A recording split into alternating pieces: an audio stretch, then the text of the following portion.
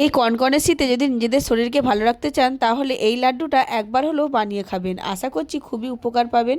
ছোট থেকে বড় সকলেরই খুবই কাজে লাগবে। আর একদম কম সময়ের মধ্যে এই লাড্ডুটা তৈরি হয়ে যাবে। তাহলে চলুন দেরি না করে ভিডিওটি শুরু করে দিই। আসসালামু আলাইকুম everyone, welcome back to my channel Sanu cooking. আশা করছি আপনারা সকলেই খুব ভালো আছেন। এবার লাড্ডুটা বানাতে কি কি লাগছে দেখুন। এখানে আছে কাজু, আমি কিছু কাজু নিয়ে নিচ্ছি, আর নিয়ে নিচ্ছি মিষ্টির জন্য খেজুর। কিছু সিডস নিয়ে নিচ্ছি, এখানে আছে ফ্ল্যাক্স সিড, পামকিন সিড, আর আছে সানফ্লাওয়ার সিড। এবার এক এক করে সমস্ত সিডসগুলো আমি একটু নাড়াচাড়া করে নেব, মানে হালকা একটু সিডসের যে ময়েশ্চার থাকে ওটা যাতে চলে যায় সেই কারণে হালকা করে একটু নেড়ে নেব। আর এই সিডসগুলোর কত যে গুণাগুণ সেটা আমি আগে একটা ভিডিও বানিয়েছিলাম, যদি চান তো ওই ভিডিওটা দিয়ে দেখে আসতে পারেন। তাই এই ভিডিওটায় আমি আর কিছু বললাম না, শুধুমাত্র লাড্ডু বানানোটাই দেখালাম। এবার আমি নিয়ে নিচ্ছি পামকিন সিডটা দিয়েও আমি খুব ভালো করে একটু নাড়াচাড়া করে নিচ্ছি।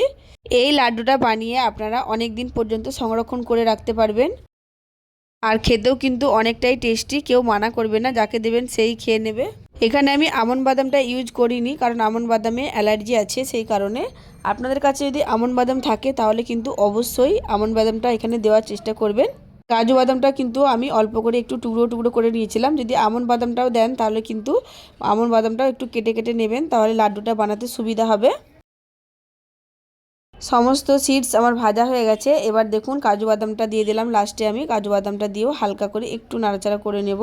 যে সকল বন্ধুরা এত দূর পর্যন্ত আমার এই ভিডিওটি দেখে এলেন তাদের সকলকে অসংখ্য ধন্যবাদ। প্লিজ এইভাবে আমার পাশে থাকবেন, আমাকে অনেক অনেক সাপোর্ট করবেন। আমিও আপনাদের পাশে থাকবো, অনেক অনেক সাপোর্ট করব। এবার সবার শেষে আমি এখানে দিয়ে দিলাম সাদা তিল। সাদা তিলটা কিন্তু অবশ্যই ব্যবহার করার চেষ্টা করবেন। সাদা তিলেরও অনেক গুণাগুণ আছে। সাদা তিলটা দিয়েও আমি হালকা নাড়াচাড়া করে নিলাম। এবার সমস্ত উপকরণ ভালো করে নাড়াচাড়া করা হয়ে গেছে। এবার ওই ফ্রাইং প্যানের মধ্যেই আমি একটু বেশি করে ঘি দিয়ে দিলাম। আর এই লাড্ডুটা ঘি দিয়েই করার চেষ্টা করবেন। যত বেশি ঘি দিবেন কিন্তু খেতেও ঠিক ততটাই ভালো লাগবে। এবার ঘিয়ের মধ্যে এখানে আমি দিয়ে দিলাম খেজুর, আর খেজুরের বীজগুলো আমি বার করে নিয়েছিলাম। খেজুরের বীজগুলো বার করে খেজুরটা দু আধখানা করে দিয়েছিলাম। খেজুরটা দিয়েও কিন্তু আমি এবার ঘিয়ের সঙ্গে একটু নাড়াচাড়া করে নিচ্ছি, যাতে করে খুব ভালো করে খেজুরটা নরম হয়ে যায়। ততক্ষণ পর্যন্ত খেজুরটা নাড়াচাড়া করে নিতে হবে। এই দেখুন খেজুরটা খুব ভালো করে কিন্তু নরম হয়ে গেছে। এইবার খেজুরের মধ্যে আমি সমস্ত উপকরণগুলো দিয়ে দেব। সব কিছু আমি একসঙ্গে মিক্স করে নিয়েছিলাম, এই দেখুন আমি দিয়ে দিয়েছি। দিয়ে এবার খুব ভালো করে কিন্তু আবারও নাড়াচাড়া করে নিতে হবে, যাতে করে খেজুরের সঙ্গে সব কিছু মিক্স হয়ে যায়। বন্ধুরা এই লাড্ডুটা যদি এখনও কেউ না বানিয়ে থাকেন তাহলে কিন্তু অবশ্যই একবার হলো বানিয়ে দেখবেন। অনেকটাই উপকারও পাবেন, আর খেতেও কিন্তু অনেকটাই সুস্বাদু। একটা খেয়ে নিলে অনেকক্ষণ পর্যন্ত পেট ভরা থাকে, আর বাড়ির বাচ্চা থেকে বড় সকলেই এই লাড্ডুটা খেতে পারবেন।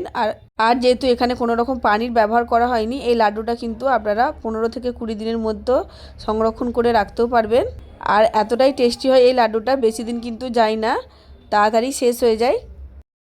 এইবার উপর থেকে দেখুন সাদা তিলটা দিয়ে দিলাম। সাদা তিলটা দেওয়ার কারণে দেখতেও ভালো লাগবে, আর খেতে তো ভালো লাগবেই। এইভাবে নাড়াচাড়া করে নিয়ে খুব ভালো করে সমস্ত উপকরণ আমি মিশিয়ে নিলাম। এইবার এটা আমি একটা পাত্রের মধ্যে ঢেলে দেব, আর গরম থাকা অবস্থায় কিন্তু এই লাড্ডুটা তৈরি করে নিতে হবে। আশা করছি আজকের রেসিপিটি আপনাদের কাছে ভালো লেগেছে। যদি ভালো লেগে থাকে তাহলে অবশ্যই লাইক, কমেন্ট, শেয়ার করে দেবেন। আর যদি আমার চ্যানেলে কেউ নতুন এসে থাকেন তাহলে অবশ্যই আমার চ্যানেলটা সাবস্ক্রাইব করে আমার পাশেই থাকবেন। পাশে থাকা বেল আইকনটা প্রেস করে দেবেন, যাতে করে নতুন কোনো ভিডিও ছাড়লে সবার আগে আপনার কাছে নোটিফিকেশান পৌঁছে যায়। আর এই দেখুন আমি হাতের মধ্যে অল্প করে একটু ঘি লাগিয়ে নিয়েছিলাম। আর এই যে এইভাবে যে যেমন পারবেন সে সেরকম শেপ অনুযায়ী এখানে লাড্ডুটা তৈরি করে নেবেন, ছোট বড়। আমি এখানে মাঝারি সাইজ করেই করে নিচ্ছি। আর এই দেখুন কতগুলো লাড্ডু আমার তৈরি হয়ে যাবে। আর গরম থাকায় কিন্তু এভাবে লাড্ডুটা করে নিতে হবে, তাহলে খুব ভালো করে সব কিছু একসঙ্গে সেট হয়ে যাবে। প্রত্যেকটা লাড্ডু তৈরি হয়ে গেছে। আর প্রত্যেক দিন একটা করে লাড্ডু বাড়ির ছোট থেকে বড় সকলেই কিন্তু খাবেন। খাওয়ার পর বুঝতে পারবেন ঠিক কতটা উপকার পেয়েছেন। আর কেমন লাগলো অবশ্যই কিন্তু কমেন্ট করে জানাবেন। আজ তাহলে আসি, ফিরে আসবো নতুন একটা ভিডিও নিয়ে। ততক্ষণ সবাই ভালো থাকবেন, সুস্থ থাকবেন। আল্লাহ হাফিজ।